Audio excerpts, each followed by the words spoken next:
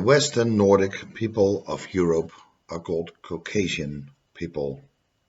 In the past, they have been called Scythians, Goths, Gathis, Masagate, and Sake, and these became the dominant races in Western Europe by 200 before Christ. So where did these peoples come from, and why are they called the Caucasians?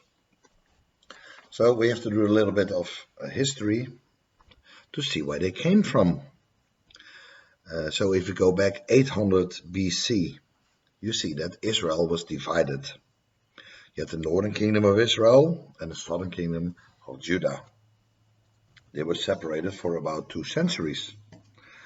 The northern kingdom of Israel was a very large kingdom where most of the tribes were, and the south, the kingdom of Judah, where basically a large tribe lived, the Judeans, and a small part, the Benjamins.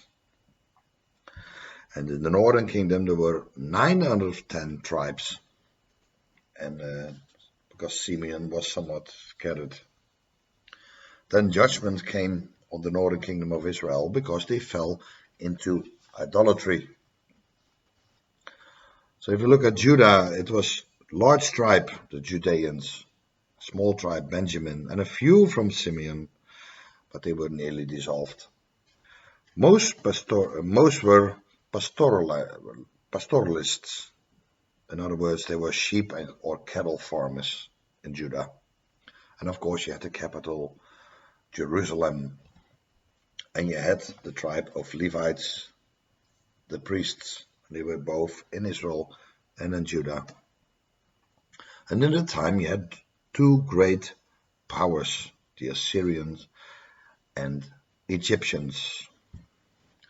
Let's take a look at the Assyrians. The Assyrians, they had a great war machine. They had infantry, archers, cavalry, and chariots. And they had a siege technology. They had sappers that undermined walls, and they had devices to better ram down walls.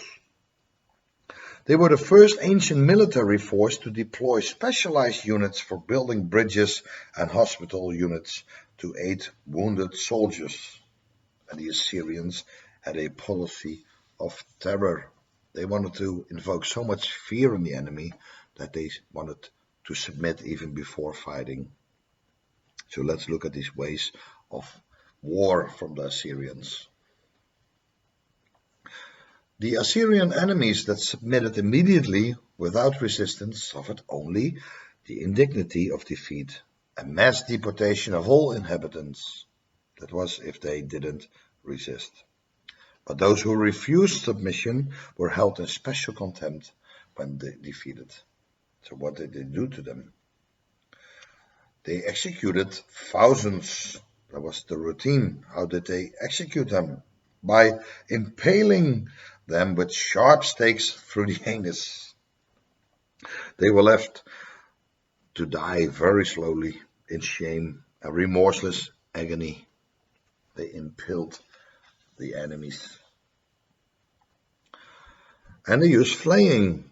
That means they were stripped naked and staked out on the ground in spread eagle fashion, and then their skin was carefully peeled from their flesh. They even had specialized tools to do that. And the human hides were used for all kinds of things like umbrellas. And these hides were put on display to put fear in the hearts of the enemies. This became an enemy of the northern kingdom of Israel because Israel fell into idolatry. So the Assyrian invasion, it was phase 1, phase 2, phase 3. Let's look at these phases. The first conquest over the kingdom of Israel was in 741 before Christ. And in that time you had King Pekah in Israel. The Assyrian king Tiglath-Pileser invaded the northern kingdom and captured all the land east of the Jordan River and the region around the Sea of Galilee.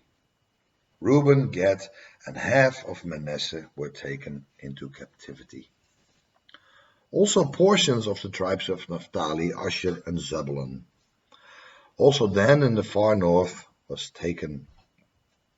We read in 2 Kings 15:29 about this. In the days of Pekah, king of Israel, came Tiglath-Pileser, king of Assyria, and took Ihon, and Abel-beth-maachah, and Jonah, and Kadesh, and Hazor, and Gilead, and Galilee, and the land of Naphtali, and carried them captive in Assyria. So the portion of the northern kingdom was Ephraim, Issachar, the western half of Manasseh, and the southern half of Dan. The invasion might have been complete, but Pekah was assassinated by Hosea, who took the throne and managed to secure a humiliating peace with the Assyrians. We're reading 1 Chronicles 5:26. And the God of Israel stirred up the spirit of Paul, king of Assyria, and he carried them away, even the Reubenites and the Gadites and half tribe of Manasseh, and brought them into Halah and Habor and Hara, and to the river Gozan unto this day. Then there was phase 2 of the invasion, completed in 721 before Christ, after a horrific 3-year siege on the capital city of Samaria. All resistance was crushed. Many died from famine and disease, and all these regions were seized and fell under the dominion of Assyria.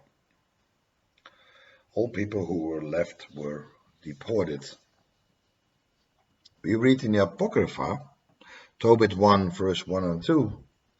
This book tells the story of Tobit, of the tribe of Naphtali, who in the days of Shalmaneser of the Assyrians was taken into captivity from Tishbe, which is to the south of Kadesh, Naphtali, in the upper Galilee.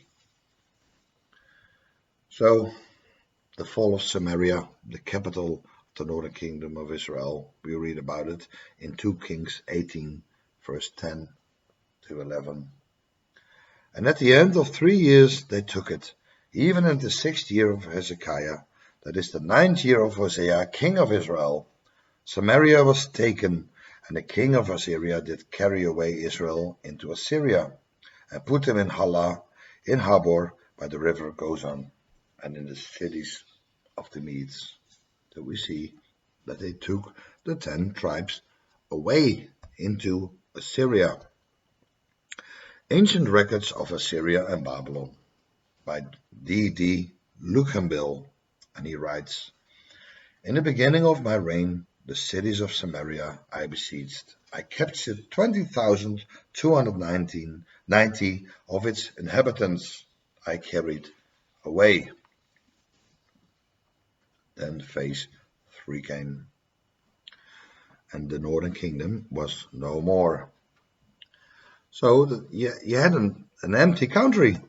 The northern kingdom of Israel was empty. So what did the Assyrians do? They imported Tamudites, Ebadites, Marciminites, and Caphians. We read about this in 2 Kings 17:24.